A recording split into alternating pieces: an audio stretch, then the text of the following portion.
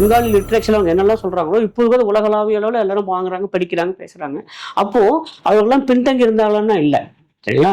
ஆனால் என்ன ஒன்று அப்படின்னா, தென் இந்தியாவில் தமிழகம் மிக நிச்சயமாக முன்னேறி இருந்தது.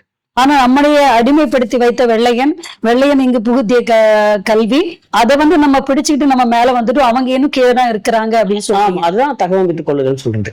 இந்த தொடக்க புள்ளி எங்க இருக்கிறதுன்னு பாத்தோம்னா, எந்த பக்கத்துல இருந்து, மாணவர் பக்கத்துல இருந்து வருதா, கல்வியின் பக்கம் இருந்து பாக்கணும், கல்வியின் பக்கம் தான் வரணும். வணக்கம். தீகா தர்ஷன் சேனல் மூலமாக உங்களை சந்திப்பது சௌதாமணி. இன்று நாம் விவாதிக்க போகிற தலைப்பு முக்கியமான தலைப்பு, அவசியமான தலைப்பு, கல்வி.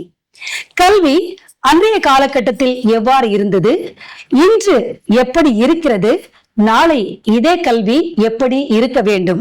வாருங்கள், அது குறித்து விவாதிப்பதற்காக நமது அரங்கத்திற்கு வந்திருக்கிறார் எழுத்தாளரும் கட்டுரையாளரும் கல்வியாளருமான திரு பாஸ்கரன் கிருஷ்ணமூர்த்தி அவர்கள். வணக்கம் சார். வணக்கம். நேயர்களுக்கு வாழ்த்துக்கள். கல்வி நம்ம எடுத்துக்கிட்டோம்னா 2000 ஆண்டுகளுக்கு முன்பாகவே நம்ம பார்த்தோம்னா கல்வியில, விஞ்ஞானத்துல, வானசாஸ்திரத்துல எல்லா துறைகளிலுமே நம்முடைய நாடு ரொம்ப சிறந்து விளங்கி இருந்தது. அந்த முகலாயர்கள் ஆட்சி காலத்தில் நம்முடைய நலந்தா பல்கலைக்கழகத்தில் இருந்த புத்தகங்கள் எல்லாம் ஒரு வாரம் கொழுந்து விட்டு எரிந்தது அப்படின்னு சொல்லும் பொழுதே எந்த அளவு நம்ம கல்வியிலையும் தேர்ந்து விளங்கி இருந்தோம் அப்படிங்கிறது உணர முடிஞ்சது. அதுபோல அந்த ஆங்கிலேயர் படையெடுப்புக்கு முன்பாக, அதாவது 18, 17ஆம் நூற்றாண்டுகள்ல நம்முடைய நாட்டுல கல்வி எப்படி இருந்தது அப்படிங்கறது தரம்பால் அப்படிங்கிற எழுத்தாளர் ரொம்ப அழகா எழுதியிருக்காரு.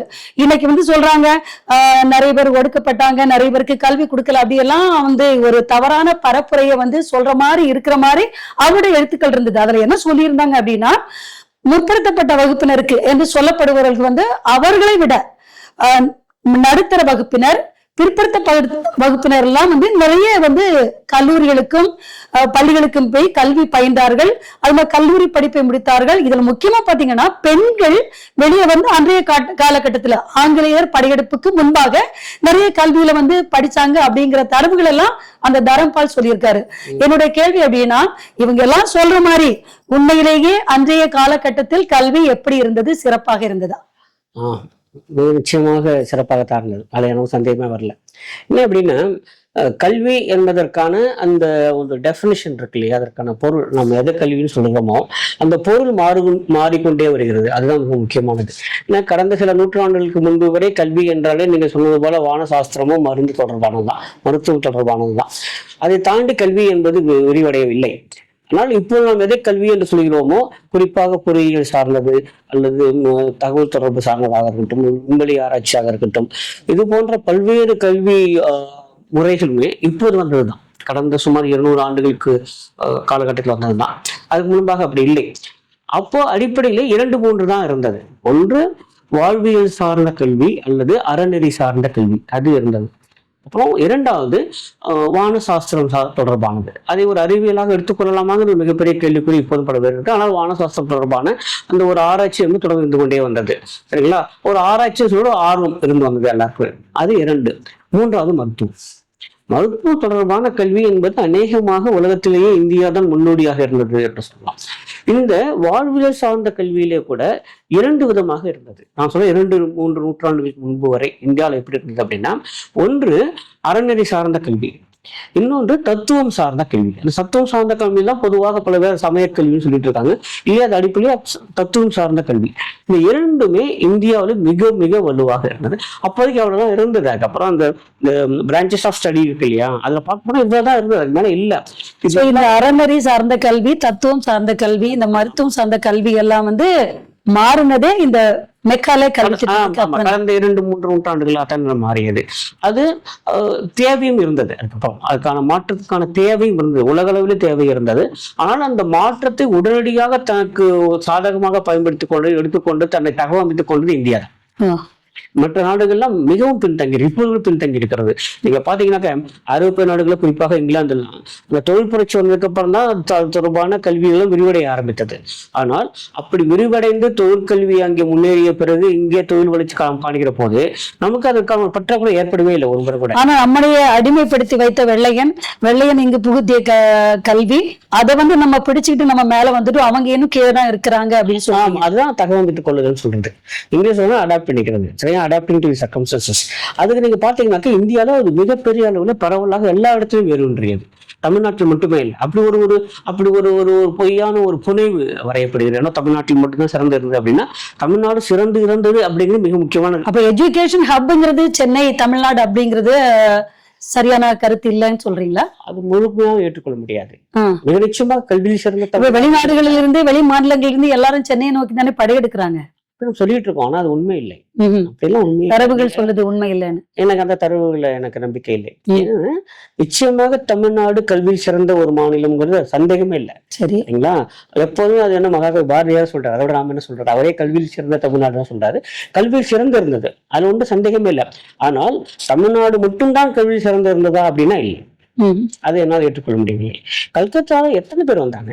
ஆமா, பெங்காலி போயிட்டீங்கன்னாக்க பெங்காலில இருந்தக்கூடிய படைப்புகள் இருக்கு இல்லைங்களா, அதெல்லாம் ரொம்ப பிரமாதமான படைப்புகள்.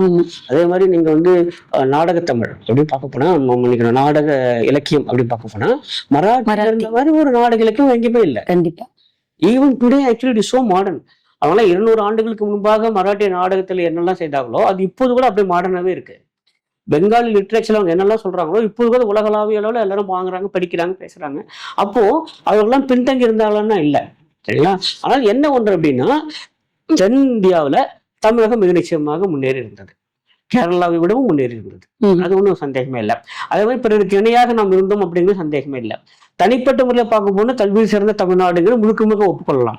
ஆனால் தமிழ்நாடு மட்டும்தான் அப்படி இருந்ததா அப்படின்னா அதை நமக்கு நாமே வைத்துக் கொள்கிற ஒரு புனைவு. நமக்கு சந்தோஷம் கொடுக்குது, நமக்கு சந்தோஷமா இருக்கு. இப்போ எனக்கு கூட சந்தோஷமா இருக்கு, தமிழ்நாடு தான் எல்லாவற்றையும் முதலிடத்தில் இருக்கிறது அப்படி சொன்னா நம்ம மகிழ்ச்சி அடையலாம், நம்ம அப்படி சொல்லிக்கலாம். ஆனால் உண்மை அதுதான் அப்படின்னா இல்லை. தமிழ்நாடு சிறந்த இடத்தில் இருந்தது, இதே போன்ற சிறந்த இடத்துல பல இருந்தன. ஆனா அவங்களோட பிரான்ச்சஸ் வேற. மராட்டியில் நீங்க பாத்தீங்கன்னாக்க அவங்களுக்கு நாடக மேடைங்கிறது அவங்களுக்கு இயல்பாகவே வந்தது. இன்றைக்கு கூட நாடக மேடையில கேரளால இருந்து வரக்கூடிய மலையாள நாடக மேடை இருக்கு இல்லையா, அது மிக பிரமாதமாக இருக்கிறது. கர்நாடகாவில் ரொம்ப நல்லா இருக்கு. ஆந்திரால கூட சர்டன் ஏரியா சர்டன் பாக்கெட்ஸ் அவங்க ரொம்ப பிரமாதமா பண்றாங்க. நம்முடைய நாடக மேடை இப்போது கூட சில 10 ஆண்டுகள் பின்தங்கி தான் இருக்கு. இப்ப நம்ம கல்வியை தாண்டி இலக்கியம் நாடகம் அப்படின்னு போயிட்டு இருக்கிறோம். இப்ப நான் என்ன கேக்குறேன்னா, எஜுகேஷனோட பார்ட் தான் இல்ல, கரெக்ட், அப்படிதான் இருந்தது. ஆமா, கலை தான் கல்வி அப்படி இருந்தது. அதுக்காக சொல்ல வரேன். அப்பெல்லாம் கல்விங்கிறது கலை, அதை விட்டால் மருத்துவம், அதை விட்டால் தத்துவம், இவ்வளவுதான் இருந்தது, அதுக்குள்ளதான் இருந்தது. அப்படி பார்க்கும்போது மிக முக்கியமான பிரான்ச்சா கலை தான் இருந்தது, அதுக்குள்ளதான் வந்தது. அப்போ அங்க அதெல்லாம் சிறப்பாக தான் இருந்ததுங்க சொல்ல வரேன். அதாவது தமிழ்நாட்டில இருந்தது, பட் தமிழ்நாட்டில் பிற கலைகள் இன்னும் வலுவாக இருந்திருக்கலாம், அதாவது மருத்துவம் வலுவாக இருந்திருக்கலாம். அந்த மாதிரிதான் இருந்ததை தவிர்த்து கல்விங்கிறது இப்ப நம்ம சொல்லக்கூடிய அந்த கல்விக்குள்ளே அதை அடைக்க முடியாதுன்னு தோணுது. இன்னைக்கு இருக்கிற காலகட்டத்துல, அதாவது நம்ம சுதந்திரத்திற்கு பிறகு மெக்காலே கல்வி சிஸ்டம் வந்ததுக்கு அப்புறம் அந்த ஏட்டு சுரைக்காய் கறிக்கு உதவாது அப்படின்னு சொல்றபடி அவங்க கொடுக்கிற விஷயங்கள் நம்முடைய மாணவர்கள் பயிலும் பொழுது, அதை உங்களுடைய காலகட்டத்திலும் சரி என்னுடைய காலகட்டத்திலும் சரி, நம்ம படிச்சதுதான் நம்முடைய வாழ்வியலுக்கு தேவையா, நம்ம ஒரு கரியருக்கு எடுத்துட்டு போகுதா, நம்ம அதை நம்முடைய ஃபியூச்சர் அதை டிஃபைன் பண்ண முடியுதா அப்படிங்கிற ஒரு கேள்விக்குறியாவே இருந்தது. நம்ம படிச்சது ஒன்னா இருக்கிறோம், நம்ம செய்யற தொழில் ஒன்னா இருக்கும். இன்னைக்கு அதையெல்லாம் மாற்றுவதற்காகத்தான் மத்திய அரசும் மாநில அரசும் அதை முற்படுது. அதற்காக புதிய கல்வி கொள்கைகளை எல்லாம் கொண்டு வந்திருக்காங்க. சோ இன்னைக்கு பாத்தீங்கன்னா ரொம்ப டெக்னாலஜி வந்துருச்சு, நிறைய புதிய கல்வி திட்டங்கள், கல்வி பிரிவுகள் எல்லாம் புகுத்தப்படுகிறது. அந்த கல்வி முறையை நம்ம இப்ப இருக்கிற தலைமுறை அடாப்ட் பண்ணிக்க முடியுதா? அதன் மூலமாக அவங்களுடைய வாழ்க்கையை முன்னெடுத்து செல்வதற்கு இது உறுதுணையாக இருக்கிறதா? இந்த கேள்வி இங்கிருந்து தொடங்குறேன். ரொம்ப அருமையான ஒரு லீடு கொடுத்தீங்க நீங்க. என்னன்னா, இன்றைய கல்வி முறை அதற்கேற்ற மாதிரி அடாப்ட் பண்ணி தான் கேட்குறீங்கல்ல.